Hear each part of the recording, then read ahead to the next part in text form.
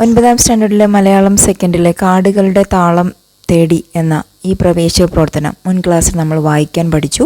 വായിക്കാൻ അറിയാത്ത കൂട്ടുകാർ ആരെങ്കിലും ഉണ്ടെങ്കിൽ ഡിസ്ക്രിപ്ഷൻ ബോക്സിൽ ആ ലിങ്ക് ചേർക്കുന്നതാണ്. നിങ്ങളത് നന്നായിട്ട് വായിക്കാൻ പഠിച്ചിട്ട് ഈ ക്ലാസ് കേൾക്കുക. ഈ ക്ലാസ്സിൽ ഈ പ്രവേശന പ്രവർത്തനത്തിൻ്റെ ആശയവും പഠന പ്രവർത്തനങ്ങളും പരിചയപ്പെടുകയാണ് നാം ചെയ്യുന്നത്. ഈ പ്രവർത്തനത്തിനൊപ്പം നൽകിയിരിക്കുന്ന ചോദ്യങ്ങളിലൂടെ തന്നെ നമുക്ക് ആ ഭാഗമൊന്ന് പരിചയപ്പെടാം. ഒന്നാമത്തെ ചോദ്യം ഇതാണ്: യാത്രകൾ എന്തിനെല്ലാം എന്നാണ് ഒന്നാമത്തെ ചോദ്യം. ഇതിനകത്ത് വളരെ വിശദമായി തന്നെ പറയുന്നുണ്ട് യാത്രകൾ എന്തിനെല്ലാം. ഒരു സൂചന നൽകിയിട്ടുണ്ട് വിനോദത്തിന്. മറ്റൊന്ന്, ഈ പാഠഭാഗം പരിചയപ്പെടുമ്പോൾ നമുക്ക് മനസ്സിലാവും വിനോദത്തിന് എന്നൊരു പോയിന്റ് ഇതിനകത്ത് നൽകിയിട്ടുണ്ട്. ഒപ്പം നമുക്ക് മറ്റ് പോയിന്റ്സ് ഈ പാഠഭാഗത്തിലൂടെ പരിചയപ്പെടാവുന്നതാണ്. വിജ്ഞാനം നൽകുന്നവയാണ് യാത്രകൾ. വ്യത്യസ്ത അനുഭൂതികൾ നമുക്ക് യാത്രയിൽ നിന്ന് ലഭിക്കും. പ്രായോഗിക ജീവിത പാഠം നമുക്ക് ഇതിൽ നിന്ന് ലഭിക്കും. പ്രാക്ടിക്കൽ നോളജ് ലഭിക്കും. ജീവിതത്തിൻ്റെ വ്യത്യസ്ത മുഖങ്ങൾ തിരിച്ചറിയുന്നതിനും യാത്രകൾ സഹായിക്കുമെന്ന് ഈ പാഠഭാഗത്തെ അടിസ്ഥാനമാക്കി നമ്മൾ പറയുമ്പോൾ, സാധാരണ യാത്രകളെക്കുറിച്ച് യാത്രാ വിവരണങ്ങളെക്കുറിച്ച് നമ്മൾ മുൻ ക്ലാസ്സുകളിൽ പരിചയപ്പെട്ടിട്ടുണ്ട്.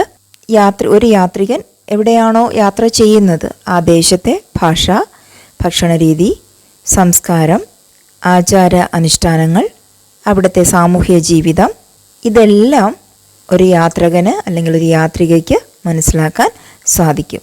രണ്ടാമത്തെ ചോദ്യം ഇങ്ങനെയാണ്: യാത്രിക നേടിയ അനുഭവ പാഠങ്ങൾ കണ്ടെത്തി ചർച്ച ചെയ്യുക. അപ്പോൾ ആ ചോദ്യത്തിന് ആൻസർ നമ്മൾ കണ്ടെത്തുമ്പോഴേക്കും ഈ പാഠഭാഗത്തിൻ്റെ മുഴുവൻ ആശയവും നമ്മൾ മനസ്സിലാക്കി കഴിയും. യാത്രിക തന്നെ പറയുന്നുണ്ട്, ഈ യാത്ര എനിക്കൊരു ഹിമാലയൻ യാത്രയായിരുന്നു. ഹിമാലയൻ യാത്ര 2 ധ്വനിപാഠങ്ങളാണ് നമുക്ക് നൽകുന്നത്. വളരെ അപകടകരവും ദുർഘടവുമായ മുന്നോട്ട് പോകാൻ സാധിക്കാത്ത അപകടം പതിയിരിക്കുന്ന യാത്രകളെ നമുക്ക് ഹിമാലയൻ യാത്രകളെന്ന് വിശേഷിപ്പിക്കാം. ഹിമാലയത്തിലേക്കുള്ള യാത്ര എന്നും ഇതിനെ പറയാവുന്നതാണ്. തുടർന്ന് എഴുത്തുകാരി പറയുന്നത് ഇങ്ങനെയാണ്: 12 വർഷത്തെ സാധാരണ ജീവിതത്തിൽ നിന്ന് നേടാവുന്നതിൽ എത്രയോ അധികം അനുഭവ പാഠങ്ങൾ 2 മാസത്തെ യാത്രയിൽ നിന്ന് ഞാൻ പഠിച്ചു എന്ന് എഴുത്തുകാരി ഇതിനോടൊപ്പം പറയുന്നു. അപ്പോൾ അതാണ് പ്രാക്ടിക്കൽ നോളജ് എന്ന് മുൻ ക്വസ്റ്റ്യനിൽ ടീച്ചർ പറഞ്ഞു വെച്ചത്. അനുഭവ പാഠങ്ങൾ നമുക്ക് യാത്രകൾ നൽകുന്നുണ്ട്. അടുത്തതായി എഴുത്തുകാരി പറയുന്നത് നോക്കൂ: താൻ പഠിച്ച ഇക്കോളജിയെക്കാളും സോഷ്യോളജിയെക്കാളും പരുക്കൻ ജീവിത പാഠങ്ങളാണ് താൻ ഈ യാത്രയിൽ നിന്ന് നന്നായി പഠിച്ചതെന്ന് പറയുന്നു. തുടർന്ന് ആ പരുക്കൻ ജീവിത പാഠങ്ങളെക്കുറിച്ച് കുറച്ചുകൂടി വിശദമായി എഴുത്തുകാരി പറയുന്നുണ്ട്. വഴിവക്കിലെ പെട്ടിക്കടയിൽ നിന്നും ഭക്ഷണം കഴിക്കാനും, പീടികത്തിണ്ണയിലും ചായക്കടയിലും അന്തി ഉറങ്ങാനും, അപരിചിതരുടെ സൈക്കിളിന്റെ പിന്നിലും ലോറിയിലുമൊക്കെയായി യാത്ര ചെയ്യാൻ, റിസർവേഷനില്ലാത്ത ട്രെയിനിൽ ഇടനാഴിയിൽ പെട്ടിയിൽ കുത്തിയിരുന്നുറങ്ങാൻ, രോഗങ്ങളെ ചെറുക്കാൻ, സ്വന്തം ഭാരം സ്വയം ചുമക്കാൻ, മര്യാദക്കാരോടും മര്യാദയില്ലാത്തവരോടും പെരുമാറാൻ, സ്വയം സൂക്ഷിക്കാൻ, തനിച്ചിരിക്കാൻ, ഇങ്ങനെ പ്രായോഗിക ജീവിത പാഠങ്ങൾ എഴുത്തുകാരി ആർജിച്ചതായിട്ട് പറയുന്നുണ്ട്. തുടർന്ന് പറയുകയാണ് യാത്രകൾ സുഖകരമായ അനുഭൂതിയാണ് നൽകുന്നത് എന്ന്. അതിനെയാണ് എഴുത്തുകാരി ഐന്ദ്രിയ അനുഭൂതികളെന്ന് വിശേഷിപ്പിക്കുന്നത്.